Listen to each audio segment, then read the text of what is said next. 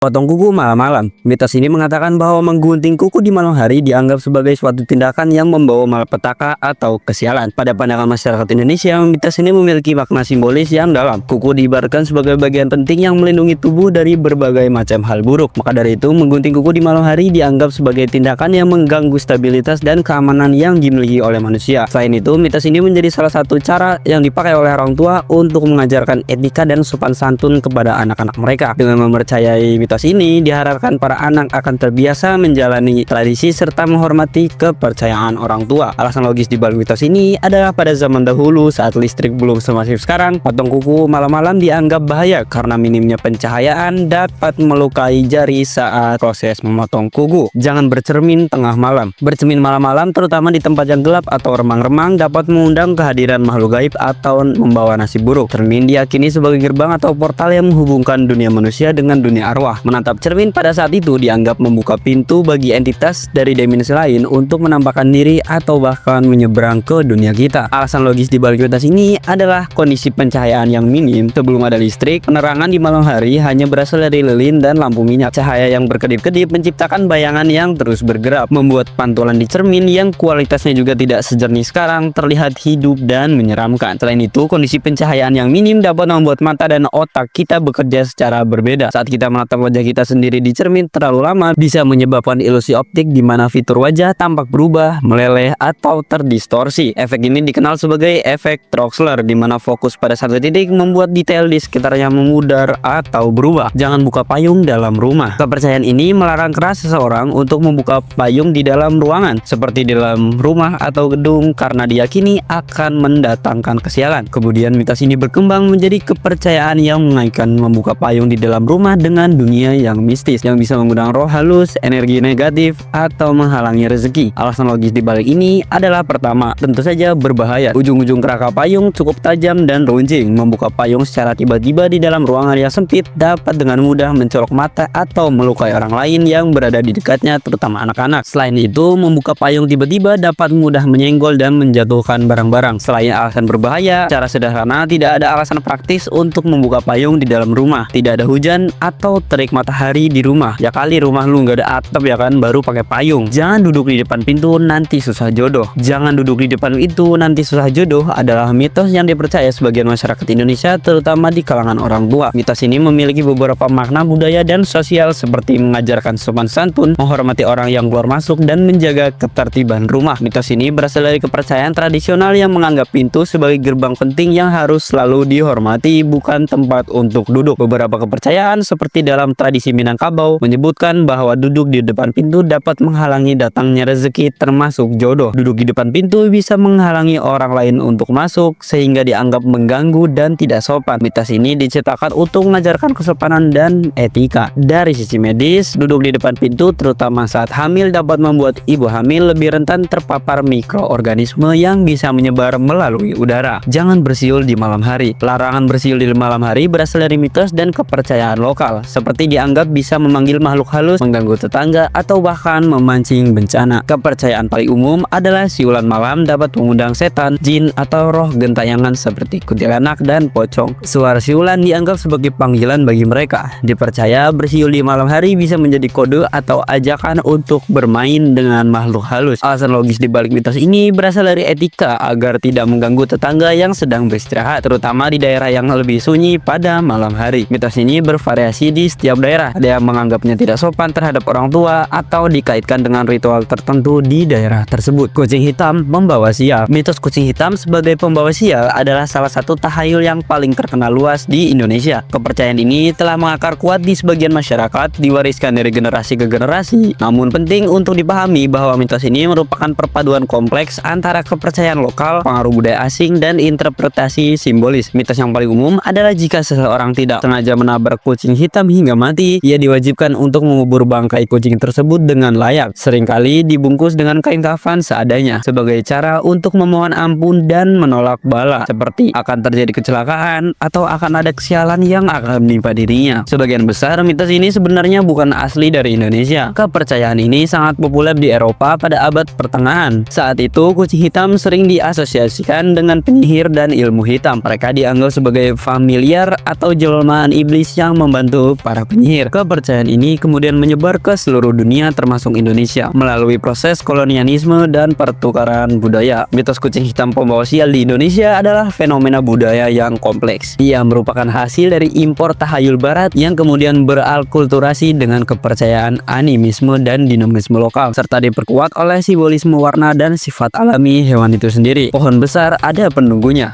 Di Indonesia, pohon besar tidak dilihat sebagai objek mati. Semakin tua dan besar sebuah pohon, semakin besar pula energi spiritual yang diyakini tersimpan di dalamnya. Pohon-pohon ini dianggap sebagai tempat tinggal, gerbang dimensi lain, atau bahkan manifestasi fisik dari entitas gaib. Makhluk-makhluk ini sering disebut sebagai penunggu, danyang, atau penjaga. Mereka diyakini memiliki kekuatan, teritori, atau aturan yang tidak boleh dilanggar oleh manusia. Kepercayaan mengenai jenis penunggu sangat beragam di setiap daerah, namun ada beberapa sosok yang populer secara nasional seperti genderuwo, kuntilanak, pocong, atau bahkan leluhur. Ciri-ciri pohon yang dianggap angker biasanya adalah pohon yang usianya sangat tua, ukuran yang besar, dan lokasi yang tidak biasa atau sepi. Karena kepercayaan ini, masyarakat tradisional mengembangkan serangkaian aturan tak tertulis saat berinteraksi dengan pohon besar, seperti saat melintas pohon besar yang dianggap keramat, terutama di waktu maghrib atau malam hari, orang akan menundukkan badan sedikit dan mengucapkan kata-kata seperti permisi. Pohon itu juga dilarang untuk ditebang karena dianggap sangat berbahaya. Pelakunya diyakini akan jatuh sakit, mengalami kecelakaan, atau bahkan meninggal dunia. Kemudian di beberapa tempat masih ada tradisi meletakkan sesajen atau persembahan berupa bunga, kopi, atau dupa di bawah pohon keramat pada hari-hari tertentu. Misalnya malam Jumat Kliwon sebagai bentuk penghormatan. Jangan pakai baju hijau di pantai selatan. Mitos ini adalah salah satu larangan yang paling terkenal dan dihormati yang berakar kuat dalam budaya dan spiritualis Jawa. Inti dari kepercayaan ini adalah larangan bagi siapapun yang mengunjungi pantai-pantai di pesisir selatan Pulau Jawa untuk mengenakan pakaian berwarna hijau. Larangan ini secara langsung terkait dengan sosok legendaris penguasa Laut Selatan Kanjeng Ratu Kidul atau Nyi Roro Kidul. Menurut legenda, hijau adalah warna kebesaran dan favorit Nyi Roro Kidul. Seluruh keraton gaibnya, pakaiannya, dan para pengikutnya diyakini didominasi oleh warna hijau. Mengenakan pakaian berwarna hijau saat berada di wilayah kekuasaannya dianggap sebagai tindakan yang lancang dan menyaingi sang ratu. Jika ada seseorang yang tenggelam menggunakan baju warna hijau, korban yang tenggelam di pantai selatan karena melanggar aturan pantangan ini diyakini tidak akan pernah ditemukan jasadnya. Namun alasan logis di balik mitos ini adalah warna air laut dan kamuflase. Air laut di pesisir selatan seringkali berwarna kehijauan atau kebiru-biruan karena plankton dan kedalamannya. Hal ini membuat korban menjadi sangat sulit untuk dilihat dan ditemukan oleh tim penyelamat baik dari darat, perahu maupun udara. Warna hijau tidak kontras dengan lingkungan sekitarnya sehingga memperlambat waktu respons dan memperkecil kemungkinan korban ditemukan dalam kondisi selamat.